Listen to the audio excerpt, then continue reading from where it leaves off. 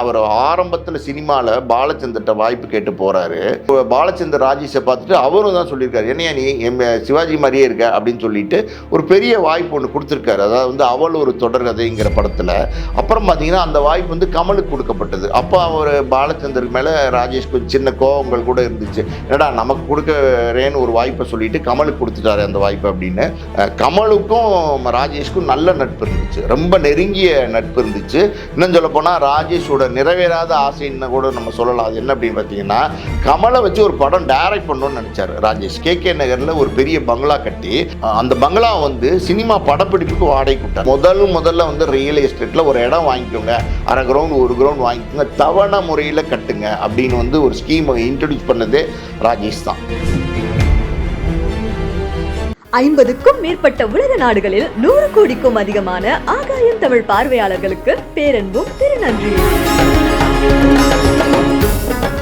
ஆகாயம் தமிழ் நேயர்கள் எல்லாருக்கும் வணக்கம். இன்னைக்கு நம்ம கூட சினிமா ஜேர்னலிஸ்ட் மற்றும் ஆஸ்கார் மூவிஸ் ப்ரொடியூசர் பாலாஜி பிரபு சார் தான் வந்திருக்காங்க. வணக்கம் சார். வணக்கம் சார். ஆக்டர் ராஜேஷ் சார் இப்போ இறந்துட்டாரு. ஸோ அவருக்கு உடல் ரீதியாக என்ன பிரச்சனை இருந்துச்சு, அதுக்கப்புறம் கிட்டத்தட்ட சினிமா துறையில் 3 ஜென்ரேஷனாக நடிச்சிட்டு இருக்காரு. ஏன்னா அவர் ஏற்காத கதாபாத்திரமும் கிடையாது. 150க்கு மேலே படங்களை நடிச்சிருக்காரு. எம்ஜிஆர்லேருந்து இப்போ விஜய் சேதுபதி வரைக்கும் எல்லா நடிகர் கூடயும் ஏதாவது ஒரு கதாபாத்திரத்தை ஏற்று அதில் நடிக்கிறதுல அவர் திறமை வாய்ந்தவர். அவர் சினிமா துறையில் எப்படிப்பட்டவராக இருந்தார், அவருக்கும் சினிமாவுக்குள்ள பாண்டிங் எந்த அளவுக்கு இருந்துச்சு சார்? உடல்நிலையில் எந்த பிரச்சனையுமே கிடையாது, அவருக்கு எந்த நோயும் கிடையாது, எந்த வியாதியும் கிடையாது. இன்னும் சொல்லப்போனால் ஃபிட்னஸில் ரொம்ப கான்சன்ட்ரேட் பண்ணுவார். கரெக்டாக வேலைக்கு சாப்பிட்றது, லைட்டாக சிம்பிள் எக்ஸசைஸ் பண்ணுறது எல்லாமே கரெக்டாக பண்ணுவார். மற்றவங்களுக்கு அட்வைஸ் பண்ணுவார். எப்படி அட்வைஸ் பண்ணுவார்னா, நீங்கள் 100 வருஷம் இருக்கணும்னா எங்கிட்ட வாங்க, நான் உங்களுக்கு அதோட டிப்ஸ் எல்லாம் தரேன் அப்படிங்கிற மாதிரி சொல்லுவார். பார்த்திபன் கூட சமீபத்தில் அவர் இறந்தப்போ ஒரு காணொலியில் பேசியிருக்காரு. என்ன சொல்லியிருக்காருன்னா, இந்த ஐஸ்வரி கணேசனுடைய மகள் கல்யாணத்துக்கு போயிருக்கார் ராஜேஷ். அதில் பார்த்திபனை பார்த்து சொன்னாராம், வீட்டுக்கு வாங்க, நான் உங்களுக்கு வந்து டிப்ஸ் தரேன் 100 வருஷம் எப்படி வாழ்றதுன்னு. நான் கொடுக்குற டிப்ஸை நீங்கள் ஃபாலோ பண்ணிங்கன்னா நீங்கள் 99 வருஷம் வாழ்ந்துருவீங்க. அதுக்கப்புறம் 1 வருஷங்கிறது உங்கள் கையில் தான் இருக்குது அப்படிங்கிற மாதிரி மற்றவங்களுக்கு டிப்ஸ் கொடுக்குறவர், மற்றவங்க ஹெல்த் எப்படி வச்சுக்கணும்னு சொல்லி கொடுக்குறவர். அவருடைய ஹெல்த்தை வந்து நல்லா வச்சுக்கிட்டார், நல்லா பாதுகாப்பாக வச்சுக்கிட்டாரு. திடீர்னு நேற்று எப்படி சொல்கிறது, நைட்டு ஒரு படுக்கிறதுக்கு முன்னாடி 7-8 மணிக்கெலாம் கூட எல்லாரோடையும் சகஜமாக சிரித்து பேசிட்டு சந்தோஷமாக தான் படுக்க போயிருக்காரு. காலையில் எந்திரிச்சிருக்காரு, காஃபி சாப்பிடும்போது மூச்சு திணறலாக இருக்குது அப்படின்னு சொல்லியிருக்காரு. உடனே என்னன்னு கேட்டுட்டு ஹாஸ்பிட்டல் கூப்பிட்டு போயிருக்காங்க. ராமாபுரத்தில் இருக்கார், மியாட் ஹாஸ்பிட்டல் கூப்பிட்டு போயிருக்காங்க. அங்கே டாக்டர்ஸ் பார்த்துட்டு மேசிக் கார்டியாக் அரெஸ்ட் சார், ஒன்றும் பண்ண முடியாது, இறந்துட்டார் அப்படின்னு சொல்லியிருக்காங்க. ரொம்ப அதிர்ச்சியான தகவல் தான். அது எல்லாருக்கும் நல்லதே நினைக்கிற, நல்லதே செஞ்ச மனிதர் ராஜேஷ் அப்படின்னு நம்ம சொல்லலாம். ஆரம்பத்தில் வந்து ராஜேஷ் வந்து திரைத்துறைக்கு வர்றதுக்கு முன்னாடி கெலட்டை ஸ்கூல்னு சொல்லி ட்ரிப்ளிகேனில் இருக்குது, அதில் வந்து ஃபிசிக்ஸ் வாத்தியாராக இருந்தார். ஃபிசிக்ஸ் வாத்தியாராக பாடம் சொல்லி கொடுக்குற அந்த காலகட்டங்கள்லேயே பார்த்திங்கன்னா சினிமா ஆர்வம் அவருக்கு ரொம்ப ஜாஸ்தியாக இருந்திருக்கு. குறிப்பாக பார்த்திங்கன்னா சிவாஜி கணேசனுடைய படங்கள்லாம் நிறைய பார்ப்பார் போல ராஜேஷ். பார்த்து சிவாஜி மாதிரி ஒரு நடிகனாக வரணும் அப்படின்னு தான் அவர் சினிமாக்கே வந்திருக்காரு. கடைசியில் வந்து ஒரு பேட்டியில் சொல்லியிருக்காரு, அதாவது வந்து சிவாஜி மாதிரி நடிக்கணும்னு வந்தேன், ஆனால் அதெல்லாம் முடியவே முடியாது அப்படின்னு எனக்கு அப்போ தெரியல. அதாவது அவங்களாம் எவ்வளோ பெரிய ஆளுமைகளாக இருந்திருக்கிறாங்க. அவங்களுடைய எப்படி சொல்கிறது, அவங்க இருந்த காலகட்டத்தில் அவங்களோட சேர்ந்து நடித்தது வச்சது, அவங்களோட பேசக்கூடிய வாய்ப்பு, அவரோட சாப்பிடக்கூடிய வாய்ப்பு, இதெல்லாமே நான் பாக்கியமாக நினைக்கிறேன் அப்படிங்கிற மாதிரி சொல்லியிருக்காரு. அவரே சில காணொலிகளில் சமீபத்தில் சொல்லியிருக்காரு. சிவாஜி மேலேயும் எம்ஜிஆர் மேலேயும் 2 பேருமே ரொம்ப பற்றா இருந்தார், ரொம்ப அன்பாக இருந்தார். சிவாஜி கணேசன், எம்ஜிஆர் 2 பேருமே பார்த்தீங்கன்னா ரஜினி, கமல், விஜய், அஜித் எப்படி போட்டி நடிகர்களோ அதே மாதிரி சிவாஜியும் எம்ஜிஆரும் போட்டி நடிகர்களாக இருந்தாங்க. சிவாஜிகிட்டையும் அன்பாக பழகுவார், எம்ஜிஆர்ட்டையும் அன்பாக பழகுவார். ஆனால் வந்து சிவாஜிகிட்ட பழகிறது எம்ஜிஆரோ இல்லை எம்ஜிஆர்கிட்ட பழகிறது சிவாஜியோ தப்பாகவே நினச்சதில்லை. காரணம் என்னென்னா, ராஜேஷோடைய மனசு, அதாவது எந்த எண்ணத்தோடு பழகிறாருங்கிறதெல்லாம் அவங்களுக்கு ரொம்ப தெளிவாக வரும், தெளிவாக தெரிஞ்சு வச்சுருந்தாங்க. சிவாஜி கணேசனே பார்த்தீங்கன்னா பல நேரங்களில் ராஜேஷை வீட்டுக்கு, சிவாஜி கணேசன் சார் வீட்டுக்கு போகும்போதெல்லாம் பார்த்தீங்கன்னா, வாயா கருப்பு எம்ஜிஆர் அப்படின்னு கூப்பிடுவாராம், சிவாஜியே கூப்பிடுவாராம் அந்த மாதிரி. ஏன் அப்படின்னா, அந்த ஆரம்ப காலத்தில் நீங்கள் பார்த்தீங்கன்னா கிட்டத்தட்ட அச்சு அசலாக சிவாஜி கணேசன் மாதிரியே இருப்பார், ஒரே சாயல் இருக்கிற மாதிரியே இருக்கும், ஆனால் கருப்பாக இருப்பார். அதே மாதிரி கடைசி வரைக்கும் ஒரு விஷயத்தை நீங்கள் கவனிச்சிங்கன்னா, ஆரம்ப காலத்துலேருந்து ராஜேஷ் வந்து இத்தனை வருடங்கள் கிட்டத்தட்ட 51 வருடங்கள் அவர் சினிமாவுக்கு வந்து ஆயிடுச்சு. அன்னைக்கு எப்படி ராஜேஷ் இருந்தாரோ அதே உடல் அமைப்பு, அதே முக அமைப்பு, அதே முடி எல்லாமே அப்படியே இருந்துச்சு. யாராவது ஒரு ஒரு முதுமை வந்து சில பேருக்கு தெரியும். ஆனால் ராஜேஷை பொறுத்த வரைக்கும் முதுமையே தெரியல. அதாவது அவருடைய மனைவி வந்து சில காலங்களுக்கு முன்னாடி காலமாயிட்டாங்க. சொந்த அக்கா மகளை தான் கல்யாணம் பண்ணியிருந்தார். அவங்க இறந்ததுக்கப்புறம் ராஜேஷ்க்கு வந்து ஒரு வெறுமை ஒரு ஃபீலிங் இருந்துச்சு. ஆனால் அந்த வெறுமையை வந்து தெரியாத அளவுக்கு வந்து அவரை எங்கேஜ் பண்ணிட்டார். அவர் எல்லா விதத்துலையும் பார்த்தீங்கன்னா இப்போ வெளி உலகத்தில் போய் நிறைய பேரோட பழகிறது, பல நண்பர்களோட வீட்டுக்கு போகிறது, பல நண்பர்களை அவங்க வீட்டுக்கு கூப்பிட்டு சாப்பிட சொல்கிறது, அவங்களோட பல நேரங்கள் பேசிக்கிட்டு இருக்கிறது, உரையாடுறது, இதெல்லாமே ராஜேஷ் பண்ணிகிட்டு இருந்தார். இதுக்கு நடுவில் பார்த்திங்கன்னா அதாவது ஜோதிடத்தில் வந்து ராஜேஷ்க்கு ஒரு காலகட்டத்துக்கு அப்புறம் ஆர்வம் வருது. அதாவது முருகேசன் ஒரு ஜோதிடர், அவர் எப்பயோ போய் பார்த்துருப்பார் போல். அதுலெல்லாம் அவருக்கு நம்பிக்கை பெருசாக கிடையாது. அவர் வந்து கடவுள் நம்பிக்கை கூட பெருசாக கிடையாது.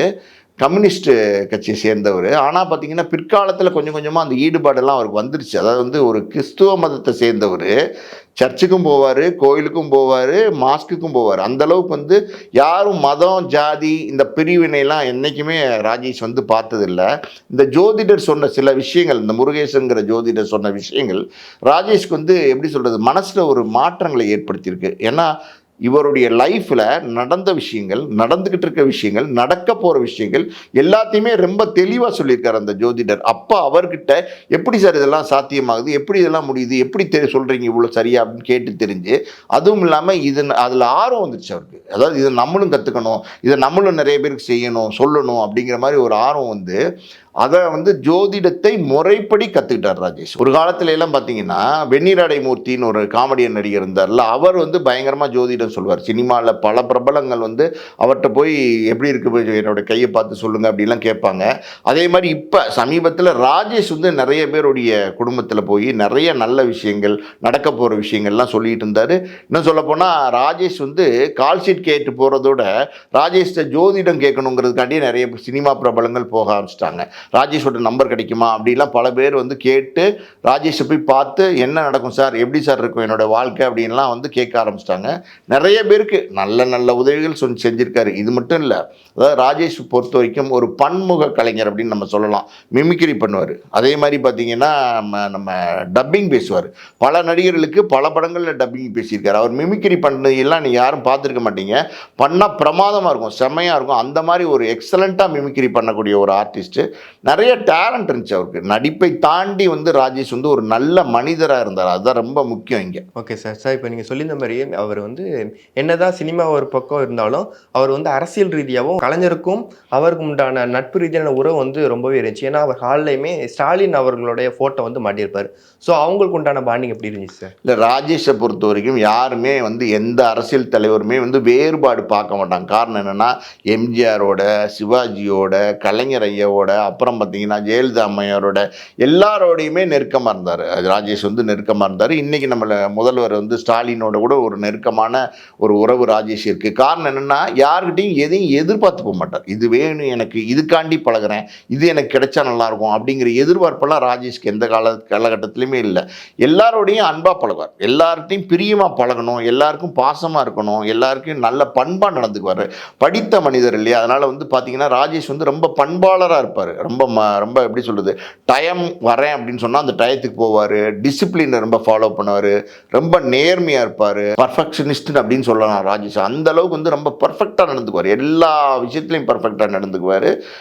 இன்னும் நம்ம ராஜேஷை பற்றி சொல்லிக்கிட்டே போகணும்னா, அவர் ஆரம்பத்தில் சினிமாவில் பாலச்சந்தர்கிட்ட வாய்ப்பு கேட்டு போகிறாரு. வாய்ப்பு பாலச்சந்தர் ராஜேஷை பார்த்துட்டு அவரும் தான் சொல்லியிருக்காரு, என்னையா நீ சிவாஜி மாதிரியே இருக்க அப்படின்னு சொல்லிட்டு ஒரு பெரிய வாய்ப்பு ஒன்று கொடுத்துருக்காரு. அதாவது வந்து அவள் ஒரு தொடர்கதைங்கிற படத்தில். அப்புறம் பார்த்தீங்கன்னா அந்த வாய்ப்பு வந்து கமலுக்கு கொடுக்கப்பட்டது. அப்போ அவர் பாலச்சந்தருக்கு மேலே ராஜேஷ் கொஞ்சம் சின்ன கோபங்கள் கூட இருந்துச்சு. என்னடா நமக்கு கொடுக்கறேன்னு ஒரு வாய்ப்பை சொல்லிட்டு கமலுக்கு கொடுத்துட்டாரு அந்த வாய்ப்பு அப்படின்னு. நான் படமெல்லாம் வந்ததுக்கப்புறம் ஒரு காலகட்டத்துக்கு அப்புறம் அந்த படத்தை மறுபடியும் டிவியில் எப்பயோ பார்க்க நேரிட்டு தான். அப்போ அவர் நினச்சார், ஐயோ இந்த மாதிரி கேரக்டர்லாம் வந்து கமலை தவிர யாராலையுமே நடிக்க முடியாது, அவ்வளோ அற்புதமாக கமல் நடிச்சிருக்காரு, நம்ம போய் சின்ன பிள்ளைத்தனமாக இந்த கேரக்டர் நம்ம கொடுக்கலையேன்னு அவர் மேலே கோவப்பட்டிருக்குமே அப்படின்னு நினச்சிருக்காரு ராஜேஷ். இது இல்லாமல் அவள் ஒரு தொடர்கதையில் வேற ஒரு சின்ன கதாபாத்திரம், அது சென்சஸ் எடுக்கிற ஒரு கேரக்டர் மாதிரி ஒரு சின்ன கேரக்டருக்கு நீ நடி அப்படின்னு சொல்லி பாலச்சந்தர் ராஜேஷை நடிக்க வச்சிருக்காரு. அந்த படம் தான் அவருடைய முதல் படம். 1974 வந்த படம்னு நினைக்கிறேன். அதுக்கப்புறம் தொடர்ந்து அவருடைய சினிமா ஆர்வம் இருந்துகிட்டே இருக்கு.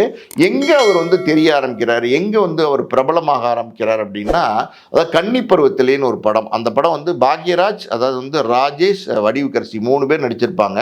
அந்த கேரக்டர் வந்து ரொம்ப நல்லா இருக்கும். அதாவது வந்து மனைவியை திருப்திப்படுத்த முடியாத ஒரு கணவனாக இருப்பார். காரணம் என்னென்னா, ஒரு மாடு வந்து குத்திரும், அதனால் இம்பார்ட்டன்ட் ஆயிடுவார்.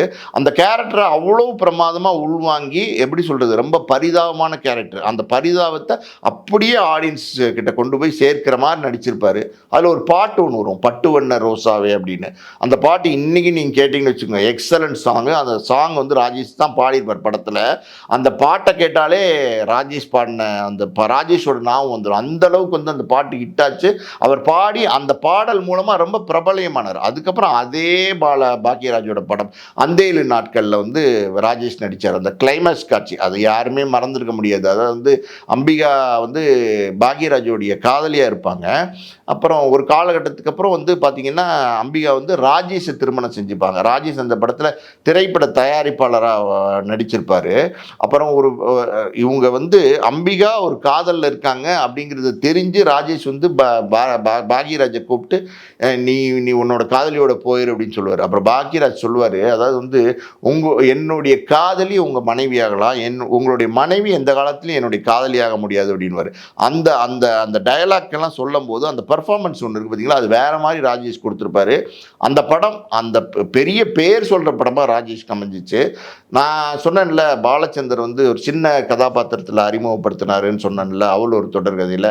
அப்புறம் பிற்காலத்தில் ராஜேஷோட நடிப்பை பார்த்து பாலச்சந்தரே பார்த்தீங்கன்னா அச்சமில்லைன்னு ஒரு படம் சரிதாவோட வந்து ராஜேஷ் நடிச்சிருப்பார். ஒரு வில்லன் டைப்பான ஒரு கேரக்டர், ஒரு அரசியல்வாதி கேரக்டர் ரொம்ப பிரமாதமாக பண்ணியிருப்பார். பாலச்சந்தரே கூப்பிட்டு கொடுத்தாரு. பாலச்சந்தர் எவ்வளோ பெரிய டைரக்டர், அவர் ஒரு சின்ன கதாபாத்திரத்தை அறிமுகப்படுத்துகிறாரு. இங்கே வந்து பிற்காலத்தில் பெரிய கதாபாத்திரம் கொடுக்குறாரு. எப்படி ரஜினி வந்து பார்த்தீங்கன்னா அபூர்வ ராகங்கள் ஒரு சின்ன கதாபாத்திரம் கொடுத்து அதுக்கப்புறம் ரஜினிக்கே பெரிய படங்கள்லாம் பாலச்சந்தர் கொடுத்தாரு, அதே மாதிரி வந்து ராஜேஷ்க்கு கொடுத்தாரு. அதாவது அந்த அளவுக்கு அந்த நடிப்பை வந்து ராஜேஷ் வெளிப்படுத்த ஆரம்பித்தார். ராஜேஷுக்கு முக்கியமான படம் அப்படின்னா வந்து சிறைன்னு ஒரு படம் வந்துச்சு, லட்சுமியோடு நடிச்சிருப்பார். அந்த படமெல்லாம் பார்த்தீங்கன்னா ராஜேஷோட ஆக்டிங் வந்து எக்ஸலண்ட்டாக இருக்கும். அப்புறம் அவருடைய திரைப்பயணமெல்லாம் பார்த்தீங்கன்னா அப்படியே தொடர ஆரம்பிச்சிச்சு. நம்ம டைரக்டர் மகேந்திரன் சார் இருக்கார் இல்லையா, அவருடைய நெருங்கிய உறவினர் ராஜேஷ், அவரோட ஒரு படத்தில் பயன்படுத்தியிருப்பார். மெட்டின்னு ஒரு படம் நினைக்கிறேன், அதில் கூட அவர் பயன்படுத்தியிருப்பார். நிறைய படங்கள், பெரிய பெரிய இயக்குநர்கள் படங்கள். ஸ்ரீதர் சார் வந்து ஆலய தீபம்னு ஒரு படத்தில் ராஜேஷை கதாநாயகனாக போட்டு எடுத்திருப்பார். தொடர்ந்து அதுக்கப்புறம் பார்த்தீங்கன்னா கதாநாயகன் வந்து குணச்சித்திர கதாபாத்திரங்கள் நடிக்க ஆரம்பித்தார். இன்னைக்கு வரைக்கும் நீங்கள் சொன்னீங்கல்ல, விஜய் சேதுபதி வரைக்கும் நடிக்கிறாருன்னு. அது காரணம் என்னென்னா, நடிப்பின் மீது இருந்தவருக்கு ஆர்வம், சினிமானா ஒரு உயிர். அதாவது வந்து உலக விஷயங்களை தெரிஞ்சு வச்சுருப்பார், உலக சினிமா பற்றி தெரிஞ்சு வச்சுருப்பார். நீங்கள் திடீர்னு மிட் நைட்டில் எழுப்பி ராஜேஷ் சார் இந்த படத்தில் யார் சார் அப்படின்னு சொல்லி, யார் சார் கதாநாயகன், யார் சார் டேரக்டர், ஏதோ ஒன்று டீட்டெயில் கேட்டிங்கன்னா உடனே, அதாவது பார்த்தெல்லாம் சொல்ல மாட்டார், இம்மீடியட்டாக ஆன் ஸ்பாட்டாக சொல்லுவார். அந்தளவுக்கு திறமையான ஒரு நடிகர் மட்டும் இல்லை, நல்ல மனிதர் மட்டும் இல்லை, சினிமா மேலே அவ்வளோ ஆசையாகவும் அந்தளவுக்கு அவர் நேசித்தார் சினிமாவை. தொடர்ந்து அந்த சினிமாக்குள்ளே பயணம் பண்ணிக்கிட்டே இருந்தார்.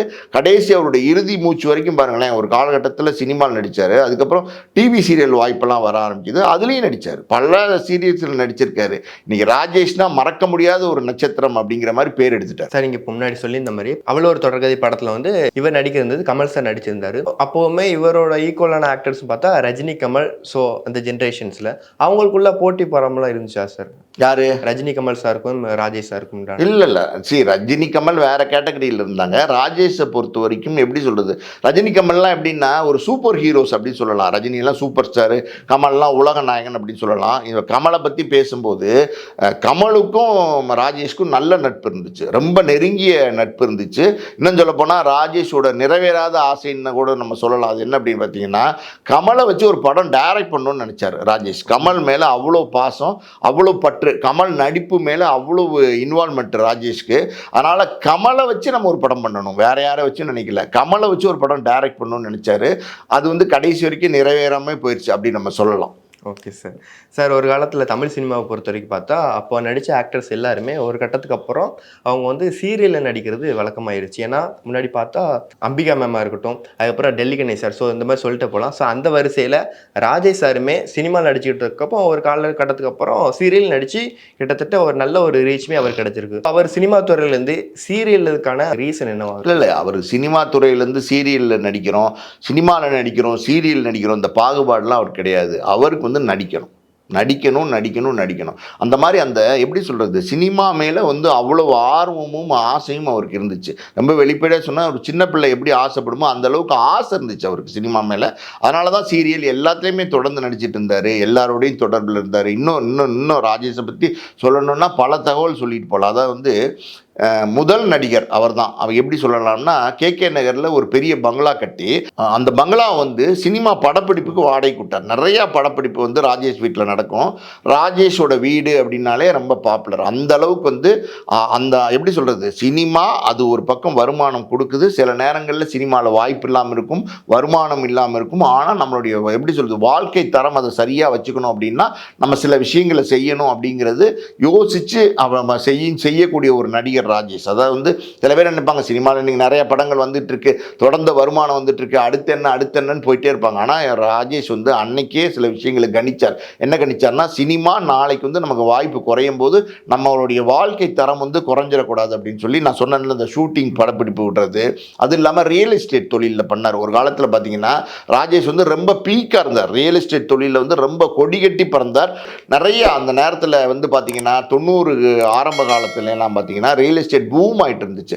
அந்த நேரத்தில் ராஜேஷ் வந்து ரியல் எஸ்டேட் தொழிலில் இறங்கி பல இடங்களில் வாங்கி போட்டார். அது வியாபாரங்கள்லாம் பிரமாதமாக நடந்துச்சு. இன்னொரு விஷயம் இதில் ஸ்பெஷலாக ஒரு விஷயம் என்னென்னா, அதாவது முதல்ல வந்து ரியல் எஸ்டேட்டில் ஒரு இடம் வாங்கிக்கோங்க, அரை கிரவுண்ட் 1 கிரவுண்ட் வாங்கிக்கோங்க, தவணை முறையில் கட்டுங்க அப்படின்னு வந்து ஒரு ஸ்கீமை இன்ட்ரடியூஸ் பண்ணதே ராஜேஷ் தான். அப்படி வாங்கின போது ஒரு ரியல் எஸ்டேட்டுக்காண்டி ஒரு இடம் வாங்கினார் ஸ்ரீபெரும்புத்தூரில். அந்த இடம் வந்து ரொம்ப நாளாக அவர் கையிலே இருந்துச்சு. அதுக்கப்புறம் பிற்காலத்தில் அது வந்து ரிசார்ட்டாக மாற்றி நம்ம சினிமா ஷூட்டிங் உள்ளவங்க டிஸ்கஷனுக்குலாம் போவாங்கல்ல, அதுக்கெல்லாம் வாடகை கூட்டிட்டு இருந்தார். அந்த மாதிரி வந்து வியாபாரமும் பண்ணார். ஒரு தொழில் அதிபராக இருந்தார். சினிமாவில் நடித்தார், பன்முக கலைஞராக இருந்தார். இதெல்லாம் மீறி வியாபாரத்துலேயும் சக்ஸஸ்ஃபுல்லாக இருந்தார். ஒரு சிலர் வந்து சினிமாவில் சக்ஸஸ்ஃபுல்லாக இருப்பாங்க, வியாபாரம்னா என்னன்னு தெரியாது. ஆனால் இவர் ராஜேஷ் வந்து சினிமாலையும் பிரபலமாக இருந்தார், வியாபாரத்துலேயும் பிரபலமாக இருந்தார். சார் இப்போ சினிமா வியாபாரத்தை தாண்டி அவருக்கு பிடிச்ச விஷயங்கள் இருக்குது. ஏன்னா நீங்கள் முன்னாடி சொல்லியிருந்தீங்க ஃபிட்டிங்கில், ஹெல்த் ஃபிட்டிங்கில் வந்து அவர் ரொம்ப அக்கறையாக இருப்பாருங்கிற மாதிரி. ஸோ அவர் என்ன மாதிரி ஃபுட்டு, எந்த மாதிரி விஷயங்கள்லாம் உடல் ரீதியாக ஃபாலோ பண்ணுவார் சார்? இல்லை அதாவது என்ன ஃபுட்டு என்ன இது ஃபாலோ பண்ணுறாருங்கிறதை விட அதாவது வந்து சாப்பாடு, விரும்பி சாப்பாடு, சுவையான சாப்பாடு ஆனால் கம்மியான சாப்பாடுவார். எனக்கு தெரிஞ்சு எப்படின்னா ராஜேஷ்க்கு வந்து கருவாட்டு குழம்பு ரொம்ப பிடிக்கும். அதே மாதிரி பார்த்தீங்கன்னா விரால் மீன், அது குழம்பு ஃப்ரை எப்படி கொடுத்தாலும் ராஜேஷ் நல்லா சாப்பிடுவார். அவருடைய துணைவியார் ரொம்ப நல்லா சமைப்பாங்க. நிறைய பல நேரங்களில் படப்பிடிப்புகளில் அதாவது வந்து இந்த எப்படி சொல்கிறது விரால் மீன் ஃப்ரை, விரால் மீன் குழம்பு, கருவாட்டு குழம்பு எல்லாம் அவங்க வீட்டிலேருந்து சமைச்சு வரும் ஷூட்டிங்க்கு. எங்கள் அப்பா கூட ராஜேஷை வச்சு பார்த்தீங்கன்னா சட்டத்தின் திறப்புலான்னு ஒரு படம் எடுத்தார். அதில் கார்த்திக் கதாநாயகனாக நடிச்சிருந்தார். ராஜேஷ் வந்து அந்த படத்தில் வில்லன். ஆக்சுவலி சொல்லப்போனால் அந்த படப்பிடிப்பின் போது இதே மாதிரி சமைச்சு கொண்டு வந்து ஒரு 4-5 நாள்லாம் பார்த்தீங்கன்னா அவங்க வீட்டிலேருந்து சாப்பாடு வந்துருந்துச்சு. ரொம்ப அருமையாக இருக்கும். அதாவது ராஜேஷ் அவரே சமைப்பார், இதுதான் உண்மை. அந்த அளவுக்கு பல விஷயங்களை தெரிஞ்சு வச்சுருந்தார். நல்ல மனிதராக இருந்தார். இன்னைக்கு இத்தனை வருஷம் கழித்து ராஜேஷ் மறைஞ்சிட்டாலும் ராஜேஷோட நினைவுகள்னு ஒன்று இருக்குது பார்த்தீங்களா, அது யாராலையுமே என்றைக்குமே அழிக்க முடியாது. அப்படி அவருடைய நினைவுகளை வந்து பதிச்சுட்டு போயிட்டார். கண்டிப்பாக சார், நிறைய விஷயங்கள் ஷேர் பண்ணீங்க. Thank you sir. நன்றி.